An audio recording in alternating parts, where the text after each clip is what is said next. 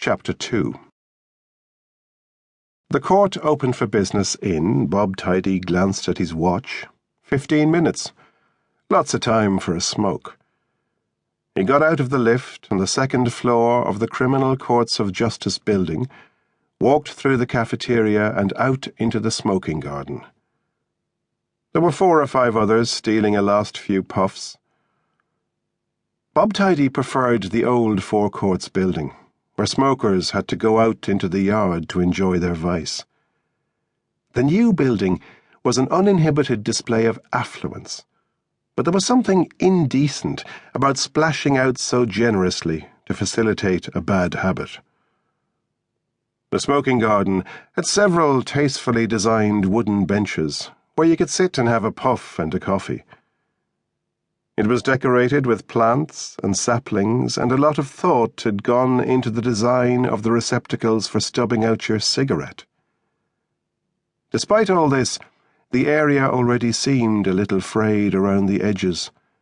Abandoned Coke cans and cardboard coffee cups, carelessly discarded butts. Bob Tidey's disposable lighter should have been disposed of a couple of days back. He had to flick it several times before he got a tiny flame. He was leaning forward, hands cupped to light the silk cut when his mobile rang. Tidey let the flame die. "Yeah?" The voice was raspy, unmistakable. "That thing we talked about, Mr. Tidey. You said we could, have a chat. See if there's anything can be done." "That'll depend, Trixie. The kid's got to open up. Just to me. It won't go on the record. Get him to—" "I told him. I think he's okay with that." "Good. We need to talk, Mr. Tidey." "Look, I'm at a meeting. I'll drop by when I can." "That'd be great." "No promises, okay?" "Whatever you think. It's your game, Mr. Tidey." It took several attempts to get the lighter working. Tidey took a long drag, sucking the shit out of the silk cut. Low tar was a scam, he reckoned. It meant he smoked twice as many. Ought to go back on the Rothmans. The courts had eaten up a significant amount of Bob Tidey's working life over the past 25 years, and ordinarily the courtroom routine was something he welcomed and enjoyed. For civilians, the courts were approached reluctantly, as defendants, litigants, or witnesses. For the police, they were the goal to which months of hard work were devoted, where you got to bring your case into the winner's enclosure or watch it vanish down the toilet. Bob Tidey felt at home here. The shiny new Criminal Courts of Justice lacked the historic heft of the old Four Courts, the higgledy-piggledy layout, and countless nooks and crannies where quiet deals were done.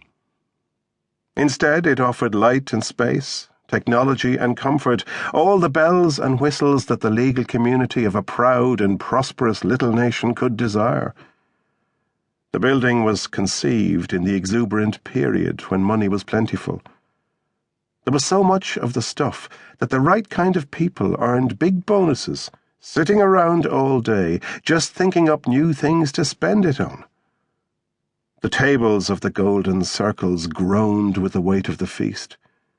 Their admirers piled into the property gambling game, and sufficient crumbs fell to minimum wage level to keep the skulls happy. Everyone knew the money-go-round would keep spinning, as long as 2 or 3 bad things didn't happen simultaneously.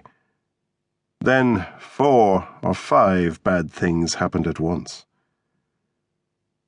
By the time the shiny new Criminal Courts of Justice building opened for business, it had become clear that the plentiful supply of money was imaginary. At first it seemed almost a technical hitch, like someone needed to sort out a knotty little arithmetic problem. Then house prices went through the floor, jobs evaporated, factories and businesses that had been around for decades folded overnight. There were hundreds of thousands of houses and flats empty, hundreds of unfinished estates in which no one lived or would ever want to live, all built with